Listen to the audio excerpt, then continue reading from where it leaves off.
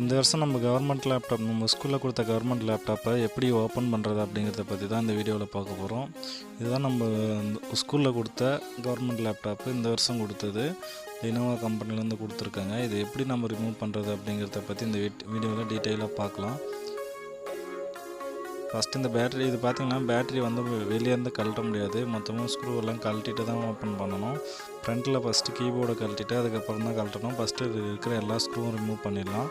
First இந்த DVD writer போடுற அந்த ஸ்க்ரூவை கழட்டிட்டு ரைட்டர் போடுற இடத்துக்கு ரிமூவ் பண்ணிடலாம். ரிமூவ் பண்ணிவிட்டு பார்த்திங்கன்னா மற்ற எல்லா ஸ்க்ரூவும் ரிமூவ் பண்ணிவிட்டு ஒன்று கழட்டத்தை எப்படின்னு பார்க்கலாம்.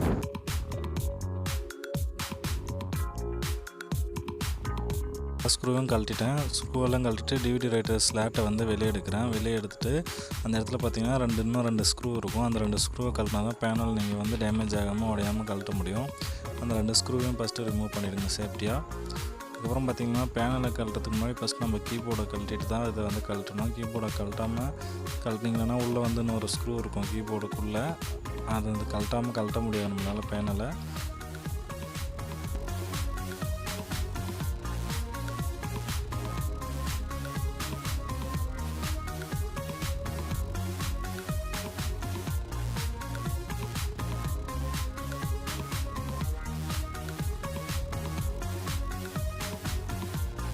ஸ்க்ரூவை கழட்டுறான் நம்மளால் அதை கழட்ட முடியாது. அதுக்கப்புறம் பார்த்திங்கன்னா கீபோர்டை கழட்டணும். கீபோர்டை கழட்டும் போது பார்த்திங்கன்னா ஒரு 4-5 லாக் இருக்கும். அந்த லாக்கை நீங்கள் லைட்டாக சும்மா ரிமூவ் பண்ணிங்கன்னாவே கீபோர்டு ஓப்பன் ஆகிடும். ஃபஸ்ட்டு எதனா ஒரு மூலையிலேருந்து கழட்டுங்க, அப்போ வந்து கழட்டுறதுக்கு ஈஸியாக இருக்கும்.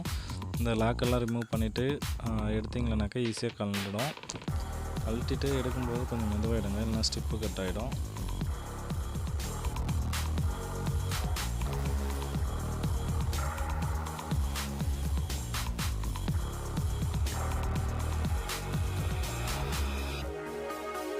இருக்கும் ஸ்டிப்போட வந்து பட்டன் டைப்பில் தான் இருக்கும். அது சும்மா ஜஸ்ட் நீங்கள் அந்த பட்டனை வந்து ரிமூவ் பண்ணிவிட்டு இது பண்ணிங்கன்னாவே ஸ்டிப்பு அழகாக வந்துடும். இது கீபோர்டில் பார்த்திங்கன்னா பேக் சைட்லேருந்து 2 ஸ்க்ரூ லாக் ஆன மாதிரி இருக்கும். அதனால் பேக் சைடில் இருக்கிற எல்லா ஸ்க்ரூவும் கழட்டிட்டு தான் கழட்டணும். உள்ளே பார்த்திங்கன்னா ஒரே ஒரு ஸ்க்ரூ மட்டும் இருக்கும். அந்த ஒரு ஸ்க்ரூவை ரிமூவ் பண்ணிவிட்டு நீங்கள் ஓப்பன் பண்ணலாம். இந்த ஒரு ஸ்க்ரூவை கழட்டினீங்கன்னாவே ஈஸியாக கீபோர்டு வந்து ஓப்பன் ஆகிடும். அதுக்கு முன்னாடி பேட்டரியை வந்து நம்ம இங்கேருந்தேவும் கழட்ட முடியும். பேட்டரி அந்த ஸ்டிப்பை நம்ம மொத்தமாக கழட்டிட்டும் கழட்டலாம். பேக் சைடுலேருந்தே ஓப்பன் பண்ணிடலாம். ஏன்னா அப்படியே கழட்டும்போது பார்த்திங்கன்னா ஸ்டிப் டேமேஜ் ஆகிறதுக்கு வாய்ப்பு இருக்குது. பேக் சைட்லேருந்து ஓப்பன் பண்ணும்போது ஈஸியாக இருக்கும்.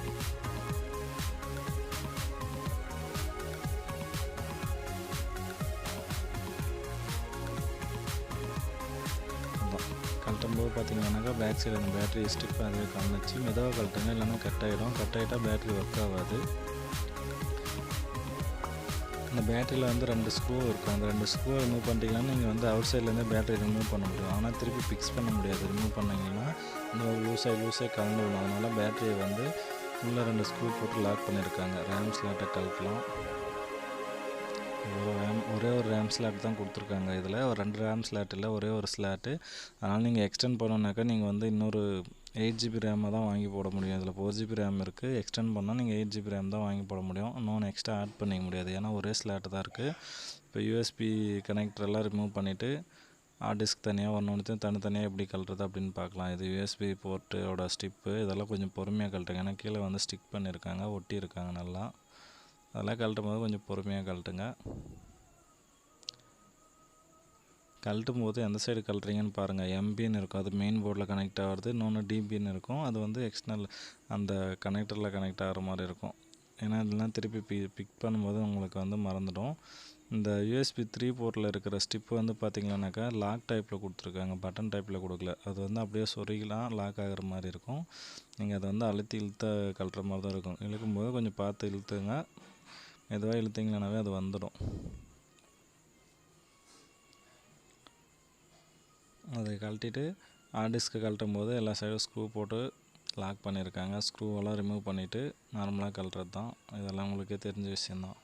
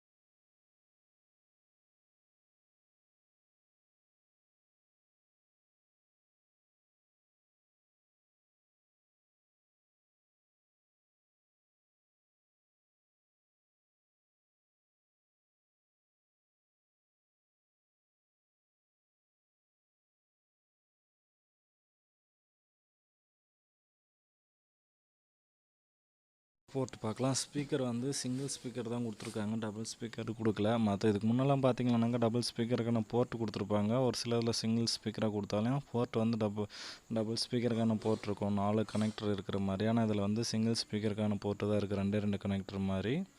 அப்புறம் சார்ஜிங் அடாப்டரோட கனெக்டர் பார்த்தீங்கன்னாக்கா போர்டோட ஸ்டிப் டைப்பாக இருக்குது, போர்டோட பிக்ஸில் இல்லை, ஸ்டிப் டைப்பாக இருக்குது. எதனா ப்ராப்ளம்னா ஸ்டிப்போட கழட்டி தனியாக மாற்றிக்கலாம். இது டிஸ்பிளே கேபிள் கழட்டும் போது பார்த்து கழட்டுங்க.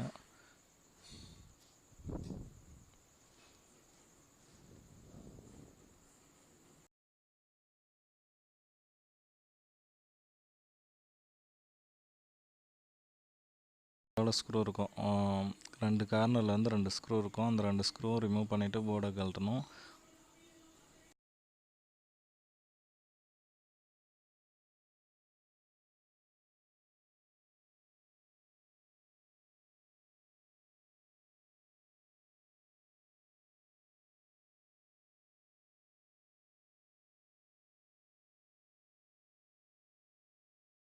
வந்து பேனுக்கான கனெக்டரை கழட்டலாம். ப்ராசஸர் பார்த்தீங்கன்னாக்கா இதில் வந்து இன்பில்டு ப்ராசஸராக தான் கொடுத்துருக்காங்க. நம்ம ப்ராசஸரை வந்து தனியாக கழட்டி எடுக்க முடியாது, போர்டோட இன்பில்டாக கொடுத்துருக்காங்க. அது எப்படி இருக்குன்றத நான் காட்டுறேன் இருங்க உங்களுக்கு. மற்ற லேப்டாப்லலாம் பார்த்தீங்கன்னாக்கா வந்து ப்ராசஸரை தனியாக கழட்டி எடுக்க முடியும், ஆனால் இதில் வந்து இன்பில்டாக கொடுத்துருக்காங்க, தனியாக கழட்டி எடுக்க முடியாது. கேஸ் ப்ராசஸர் போனால் மாற்றுறது ரொம்ப கஷ்டமான விஷயமா இருக்கும், ஆனால் இது வந்து இன்பில்டாக இருக்குது. மற்றபடி பேனோட கனெக்டரை கழட்டிட்டு எல்லாமே கழட்டுறான்.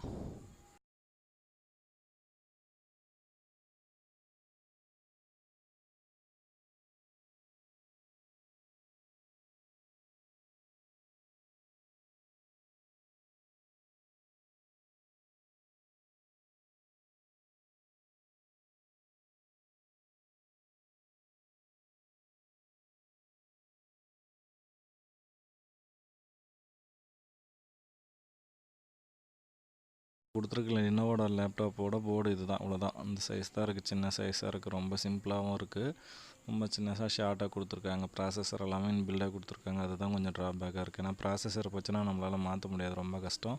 ரேம் ஸ்லாட்டும் ஒரே ஒரு ஸ்லாட் தான் கொடுத்துருக்காங்க, ஆனால் 2 USB போர்ட் கொடுத்துருக்காங்க, ஸ்லாட் வந்து 1 தான் கொடுத்துருக்காங்க, ரேம் ஸ்லாட்டு.